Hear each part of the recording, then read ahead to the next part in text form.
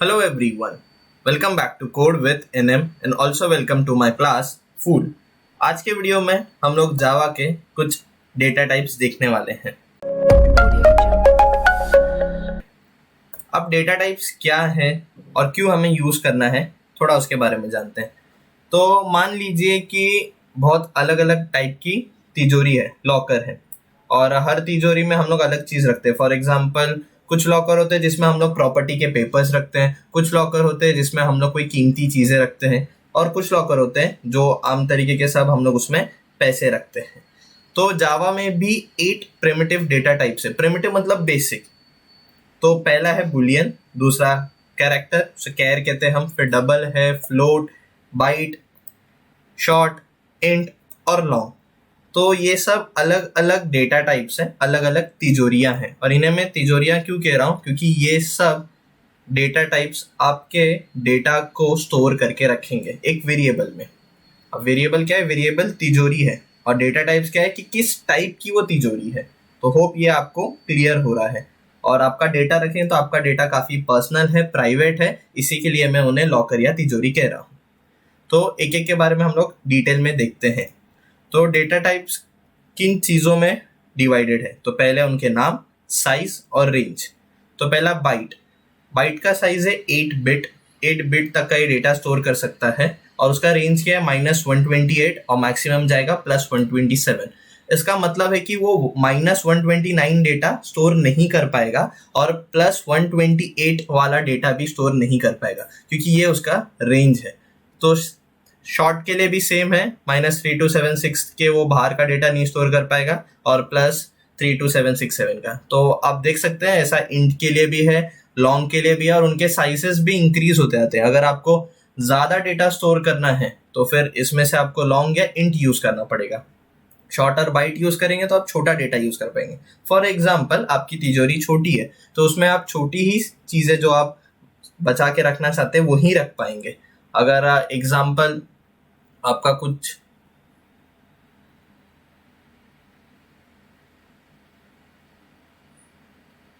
आप एक बहुत छोटे तिजोरी में एक ताज मतलब क्राउन रखना चाहेंगे और वो उसके साइज का नहीं, तो ऑब्वियसली वो फिट नहीं बैठेगा। इसी के लिए आपको बड़ा तिजोरी लेना पड़ेगा। तो बड़ा डेटा के लिए आपको बड़ा डेटा टाइप भी सिलेक्ट करना पड़ेगा।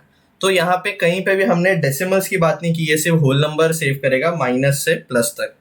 तो डेसिमल्स में अगर डेटा स्टोर करना है तो उसके लिए अलग डेटा टाइप्स हैं, और उन्हें हम फ्लोटिंग पॉइंट टाइप भी कहते हैं। तो उसमें ये सारे आते हैं, पहले फ्लोट, डबल, कैर और बुलियन। कैर हम लोग स्ट्रिंग वैल्यू स्टोर करने के लिए, जैसे कैरेक्टर्स, लेटर्स हुए ABCD, ये सब स्टोर करने के लिए, या किसी का नाम, एड्रेस, तो वो कैरेक्टर में स्टोर करते हैं। बुलियन खाली एक ही वैल्यू रिटर्न कर सकता है, वो या तो होगा ट्रू या तो फॉल्स, और बाय डिफॉल्ट हमेशा वो फॉल्स होता है। अब फ्लोट के बारे में बात करेंगे तो फ्लोट 32 बिट है, और वो +-1.5। अब वो प्लस जो लिखा है और वो -1.5, तो वो प्लस माइनस मतलब वो -1.5 से लेके +1.5 तक है, ऐसा वो लिखा गया है।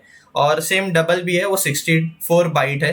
तो इसमें फर्क क्या है कि आप देख सकते हैं कि जो फ्लोट है वो कम डेसिमल डिजिट तक स्टोर करेगा। कम मतलब वो 6 to 7 डेसिमल डिजिट तक ही डेटा को स्टोर कर सकता है, जबकि डबल आपका 15 to 16 डेसिमल डिजिट मतलब डेसिमल प्लेसेस, मतलब 15 डिजिट का डेसिमल प्लेसेस तक का वो वैल्यू को स्टोर कर सकता है।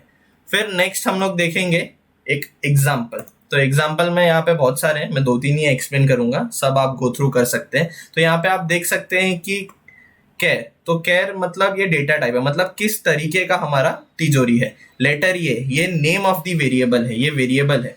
तो वेरिएबल मतलब हमारा जो तिजोरी है उसका नाम क्या है, तो उसका नाम है यहाँ पे लेटर A।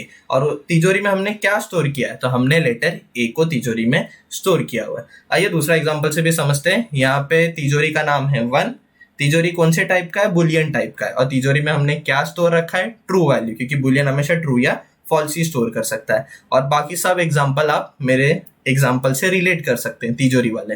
और यहाँ पे एक आप L देख रहे हैं, तो यहाँ पे L मतलब है कि ये लॉन्ग इंटीजर है, शॉर्ट इंटीजर भी होता है। और फ्लोट, जब भी हम जावा में फ्लोट वेरिएबल को डिक्लेयर करते हैं तो F लिखना कंपलसरी है, मैंडेटरी है। आइए आगे देखते हैं ऑपरेटर्स। ऑपरेटर्स क्या होता है कि आपको कोई मैथमेटिकल ऑपरेशन परफॉर्म करना है प्रोग्रामिंग लैंग्वेज में, तो इन ऑपरेटर्स का यूज होगा। कौन से ऑपरेटर्स हैं? अरिथमेटिक है, रिलेशनल है, लॉजिक, असाइनमेंट और इंक्रीमेंट एंड डिक्रीमेंट। तो अरिथमेटिक तो आप जानते हैं, प्लस, मल्टीप्लाई, डिवाइड, मल्टीप्लाई। उसके अंदर एक ये परसेंट का आप देख रहे हैं, उससे कहते हैं मॉड्यूलस इन प्रोग्रामिंग लैंग्वेज। तो मॉड्यूलस के बारे में मैंने डिटेल में एक स्लाइड में एक्सप्लेन किया हुआ है। फिर रिलेशनल क्या होता है? Less than, equals to, greater than, less than, और यहाँ पे एक आप देख रहे हैं एक्सक्लेमेशन, इसे कहते हैं नॉट इक्वल्स टू और इक्वल्स टू। फिर लॉजिक में, तो लॉजिक के बारे में मैंने डेप्थ में आगे आपको एक्सप्लेन किया हुआ है। असाइनमेंट जो अभी हम देख ही रहे हैं कि इंट ए इक्वल्स टू 10, तो ए में हमने 10 वैल्यू को डाल दिया, मतलब असाइन किया।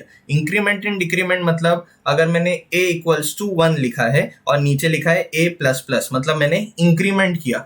तो ए का वैल्यू 1 था, पर ए प्लस प्लस के बाद वापिस एक 1 ऐड हो जाएगा और ए का वैल्यू 2 हो जाएगा। तो आप सोचेंगे अच्छा ए इक्वल्स टू 5 होगा और मैं नीचे ए प्लस प्लस लिखूं तो 5 प्लस 5 होगा क्या? ऐसा कुछ नहीं होने वाला है। हर बार वो सिर्फ +1 से ही इंक्रीमेंट होगा या -1 से ही डिक्रीमेंट होगा। तो आइए आगे देखते हैं। आगे मॉड्यूल, जैसा मैंने कहा था, ये एक अरिथमेटिक ऑपरेटर है और इसके बारे में डिटेल में समझते हैं।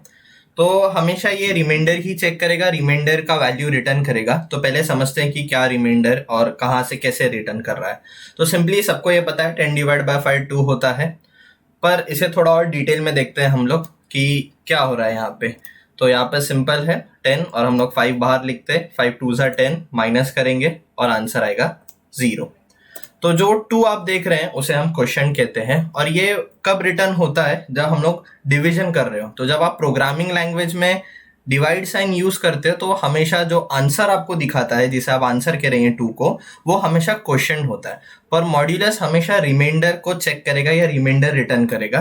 तो अगर आपने कोई कंडीशन दिया है और मॉड्यूलस यूज कर रहे हो आप एज ऑपरेटर, तो वो क्या चेक करेगा? रिमाइंडर। तो यहाँ पे रिमाइंडर क्या है? 0।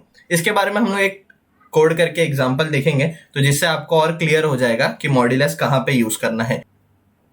नेक्स्ट हम देखने वाले हैं लॉजिक ऑपरेटर्स के बारे में। तो लॉजिकल ऑपरेटर्स 3 होते हैं, एंड, और नॉट। तो पहला एंड देखते हैं, एंड होता क्या है। तो यहाँ पे मैंने 2 इनपुट लिया है, एक बी और एक ए। तो यहाँ पे कैसा है कि हम 0 को फॉल्स कंसिडर करेंगे और 1 को ट्रू। तो मैं यहाँ पे कह रहा हूँ अगर दोनों फॉल्स है तो आंसर क्या आएगा? फॉल्स। इफ ए फॉल्स है, बी ट्रू है, तो भी क्या आएगा? फॉल्स। मतलब एक गलत है, एक सही है, तो भी आंसर गलत आएगा।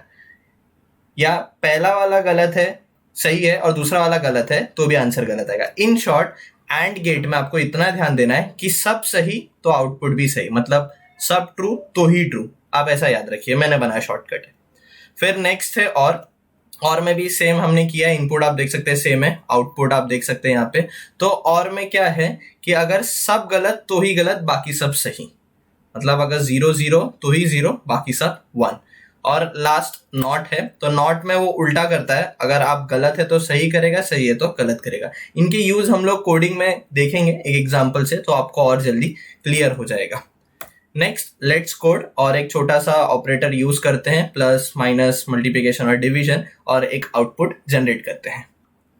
सेम मैं सबलाइम टेक्स्ट एडिटर यूज कर रहा हूं, तो मैं इसे ओपन करूंगा और यहाँ पे हम लोग न्यू फाइल ये करेंगे और उसे ऑलरेडी सेव करना है। मैंने लास्ट टाइम ये बताया था क्यों, और मैं डेस्कटॉप पे ही सेव कर रहा हूँ। इस बार मैं नाम दे रहा हूँ art.java, उसका एक्सटेंशन है art, मतलब अरिथमेटिक, क्योंकि हम लोग ऑपरेटर्स देखने वाले हैं।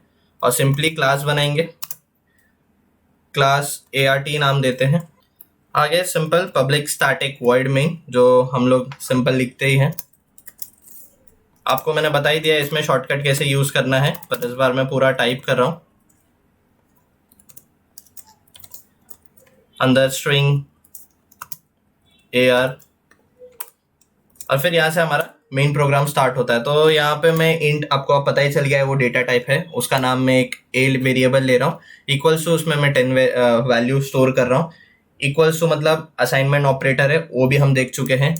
और ये एक प्रोग्राम हमने लास्ट वाले वीडियो में भी देखा था, पर इसमें एक्सप्लेनेशन के साथ देख रहे हैं। इंट, दूसरा वेरिएबल बी लूंगा, उसमें मैं 20 स्टोर कर रहा हूँ। तो अब आपको क्लियर हो गया होगा कि इसमें डेटा टाइप क्या है, वेरिएबल्स क्या हैं और वैल्यूज क्या हम लोग स्टोर कर रहे हैं। और लास्ट इंट सी, जिसमें हम लोग a प्लस बी का वैल्यू को स्टोर करेंगे। एक गौर करने वाली बात है कि यहाँ पे राइट टू लेफ्ट ये होता है, असाइन होता है वैल्यू, तो ये जो राइट साइड पे होगा वो लेफ्ट साइड में जाके असाइन होगा। तो आप ऐसा नहीं लिख सकते कि 10 इक्वल्स टू ए, 10 में ए नहीं जा रहा है, इसी के लिए वो रॉन्ग हो जाएगा, जबकि 10 ए में जा रहा है। ये थोड़ा समझना है, right to left, right to left, इसी के लिए a प्लस बी राइट में है और जिसमें वैल्यू स्टोर हो रहा है वो c है, वो लेफ्ट साइड जा रहा है। फिर सिंपल प्रिंटिंग स्टेटमेंट, तो system dot out dot print ln और सिंपली हम c को प्रिंट करा देंगे। सेव करेंगे। एग्जीक्यूशन तो आपको मालूम ही है, cmd में जाना है, यहाँ पे डायरेक्टरी चेंज करना है, डेस्कटॉप पे आना है और हमने फाइल का नाम art दिया है, तो पहले इसे कंपाइल करेंगे। कंपाइल करना है जावा-c, फिर art.java और स्पेलिंग और क्या आपने कैपिटल रखा उसका ध्यान देना है। कोई एरर होगा तो कंपाइलेशन के टाइम पे वो दिखाएगा और कोई भी एरर नहीं है तो वो डायरेक्ट नेक्स्ट पे आ जाएगा। और फिर एग्जीक्यूट कैसे करना है, जावा और क्लास का नाम art। तो देख सकते हैं डायरेक्ट आंसर आ रहा है 30। तो आइए इसमें थोड़ा चेंजेस करते हैं और बाकी ऑपरेटर्स भी देखते हैं। तो मैं एक नया ऑपरेटर ले रहा हूँ, d equals to a minus B. Same ऐसे ही करेंगे हम लोग मल्टीप्लिकेशन और डिवीजन के साथ। और यहाँ पे e, हर बार मैं नया क्यों ले रहा हूँ, क्योंकि हर कोई नया वैल्यू आने वाला है आंसर में, मतलब हर कोई नया चीज़ें हम रखने वाले हैं हमारे तिजोरी में, तो हर एक नया वैल्यू आएगा। जैसे 10 माइनस 20 तो -10 आएगा इसके अंदर, तो वैसे ही हम आउटपुट देखेंगे तो आपको समझ में आ जाएगा। सेव करेंगे इसी फाइल को और सेम एग्जीक्यूशन में जाएंगे। पहले कंपाइल करना बहुत ज़रूरी है। तो आप यहाँ पे देख सकते हैं कि सिर्फ 30 आया, ऐसा क्यों हुआ, ये चीज़ मैं आपको अब दिखाना चाहूँगा, ये काफ़ी इंपॉर्टेंट है। तो पहले हम डेस्कटॉप पे आते हैं। यहाँ पे आप देख सकते हैं कि जैसे मैंने फर्स्ट लेक्चर में बताया था, एक बाइट कोड, मतलब एक बाइट का ये फाइल उसने क्रिएट किया, डॉट क्लास फाइल नाम है इसका। तो इसके अंदर आप ओपन करेंगे, तो मैं इसे ओपन करके दिखाता हूँ कि बाइट कोड दिखता कैसे। पहले तो देखिए मैंने ओपन किया और ये हमें कुछ समझ ही नहीं आ रहा है ये क्या लिखा हुआ है। तो इसे, ये बाइट कोड होता है डॉट क्लास फाइल और ये डॉट क्लास फाइल एग्जीक्यूट होता है। तो यहाँ पे आप देख सकते हैं एरर तो कुछ नहीं था, तो भी सिर्फ आंसर 30 क्यों आया है, क्योंकि यहाँ पे हमने DEF को प्रिंट ही नहीं कराया। अगर आप प्रिंट कराना भूल जाएंगे तो आउटपुट, भले ही आपके उसमें कोई एरर ना हो, पर आउटपुट आपको आएगा ही नहीं।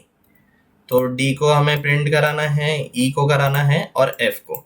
तो 4 प्रिंटिंग स्टेटमेंट हमने लिख दिए हैं। अब सेव करेंगे, वापस कंपाइल करना पड़ेगा आपको, तो वापस कंपाइल करते हैं। एरर होगा तो दिखाएगा, नहीं है हमारे में एरर, और एग्जीक्यूट करेंगे। तो अभी आप देख सकते हैं कि a का वैल्यू 10 था, b का 20, तो a प्लस बी मतलब 10 प्लस 20 30। यहाँ पे -10 क्योंकि a का वैल्यू छोटा है, b का बड़ा है, इसीलिए -10 और 10 डिवाइड बाई 20, तो यहाँ पे आंसर 0 आ रहा है। तो सिंपल है, यहाँ पे आंसर 0 इसीलिए आ रहा है क्योंकि हमने जो डेटा टाइप लिया है वो इंट है और इंटीजर डेसिमल चीज़ें नहीं लेता। असली में यहाँ पे 10 है जो 20 से डिवाइड हो रहा है, तो आंसर आना चाहिए पॉइंट समथिंग, 0 पॉइंट समथिंग, पर इंटीजर होल नंबर ही लेता है, इसी के लिए हमें वो आंसर नहीं आ रहा है। तो मैं यहाँ पे क्या करूँगा कि मैं सिर्फ चेंजेस कर दूंगा, सबको मैं डबल कर देता हूँ, सारा डेटा टाइप चेंज कर देता हूँ।